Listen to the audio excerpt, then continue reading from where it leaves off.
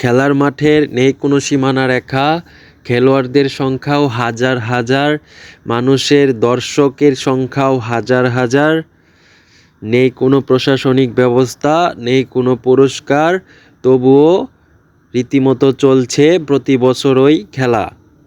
হ্যাঁ, আমি বলছি ঐতিহ্যবাহী হুম গুটি খেলার কথা, যেখানে একটি 40 কেজি ওজনের পিতলের একটি বল নিয়ে খেলা হয়। তো এলাকাবাসীর কাছ থেকে কিছু তথ্য আমরা শুনি। এই ভূমির সম্পদ নিয়ে যাইতো, যার জন্য এই অঞ্চলের মানুষ খুব হতাশায় ছিল। হ্যাঁ, হতাশায় ছিল। এক পর্যায়ে এখানে এই অঞ্চলের মানুষ তারা চিন্তা করলো যে পুষের শেষ বিকালে সবাই একত্রিতভাবে একটা শান্তিপ্রিয় বিনোদনের মাধ্যমে আমাদের সেই ভূমিগুলি যেন আমরা সবাই একত্রিতভাবে ভূমিতে যাইতে পারি। এটা আমরা শুরু থেকে আমার বাহেরাই কইছে কোন দাদা আমলে যে ওইসে খেলে এটা আমরা কইতে পারি না। যাদের মন একবারে খারাপ হয়ে যায় এখানে আসলে তাদের মন উৎফুল্ল হয়ে ফুটের মতন উঠে। এবং কি আমরা ময়মনসিংহ শহর থেকে আসি শুধু খালি প্রত্যেক বছরে এই খেলা দেখার জন্য।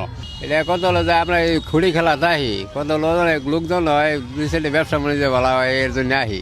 এটা প্রায় 200-250 বছর আগের থেকে গুটি খেলাটা চলে, তো খেলাটা ভালো লাগে, সবাই লোকজন আসে দূর দূরাভি থেকে। এই খেলার একটা বিশেষত্ব হচ্ছে যে যে কেউ এই খেলায় অংশগ্রহণ করতে পারে। আপনি এক ময়মনসিংহ জেলার মাঝে যে জায়গা থেকে আসেন না কেন, আপনার বাড়ি যেই দিকে পড়ছে, মানে উত্তর পূর্ব পশ্চিম যেই দিকে পড়ছে, আপনি সেই দলের হয়ে খেলতে পারবেন। তো এখানে নির্দিষ্ট কোনো দলের প্রয়োজন নেই, যারা যেই দিকের সেই দিকের হয়ে সে এই খেলায় অংশগ্রহণ করতে পারে। এটাই খেলার একটা বিশেষত্ব দিক।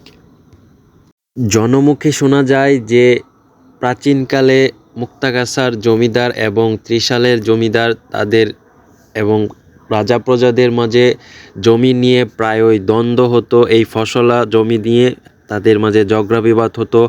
তো সেইটার মীমাংসা স্বরূপ এই খেলার আয়োজন করা হয়। সেখান থেকেই আজ 266তম গুটি খেলা প্রচলিত হয়ে আসছে। এখানে মানুষের ভিড়ের মাঝে রয়েছে 40 কেজি ওজনের একটা পিতলের বল, যেটাকে যেই দিকের অঞ্চলের লোকজন নিয়ে লুকাতে পারবে সেটা সেই অঞ্চলের হয়ে যাবে এবং সে জয়ী হয়ে যাবে। এটাই হচ্ছে এই খেলার জয়ী হওয়ার নিয়ম। তো এটা রাত পর্যন্ত হয়ে যায়, এখনো পর্যন্ত আপনার এই গুটিটা লুকানো হয় নাই, মানে লুকানো যায় নাই। এটা হচ্ছে যেই মানে এখানে প্রচুর মানুষের ভিড় থাকে, তো এই কারণে আপনারা যেখান থেকে আসেন না কেন দেখতে পারবেন যে গুটি নিয়ে একদিক থেকে আরেক দিকে যখন মানে মানুষ যাইতে চায় আর কি, টিম যখন যাইতে চায় তখন হচ্ছে আরেক দিক থেকে মানুষ আটকায় রাখে যেন যাইতে না পারে। এখানে তারা মানুষ ছড়ানোর জন্য কাদা মেরে মানে মানুষ ছড়াইতেছে। প্রতি বছর এই খেলা শেষ হইতে মানে এই গুটিটা লুকানো ওর জন্য প্রতি বছরই এটা রাত পর্যন্ত চলে যায়। রাত 8টা থেকে 9টার মাঝে এই গুটিটা লুকানো হয়। এবং আর এখানে আরেকটা জিনিস, সেটা হচ্ছে যে যারা খেলায় অংশগ্রহণ করে তারা কেউ এখানে জুতা পায়ে ভেতরে প্রবেশ করতে পারবে না, সবাইকে খালি পায়ে প্রবেশ করতে হবে। যারা জুতা পায়ে প্রবেশ করবে তাদেরকে মারধর করে বের করে দেওয়া হবে, এবং কেউ যদি এখানে পড়ে যায় তাহলে তাকে সবাই মিলে উঠিয়ে দেয়। আর এখন পর্যন্ত কোনো অপ্রীতিকর ঘটনা এখানে ঘটার কোনো নজির নাই, এখন পর্যন্ত ঘটেনি। এত মানুষের ভিড়, তারপরেও এখানে এখন পর্যন্ত এরকম কোনো ঘটনা হয়নি। এতক্ষণ শুনছিলেন যে এই খেলার কথা, আজকে আমরা সবাই মিলে সেই খেলায় অংশগ্রহণ করতে যাচ্ছি।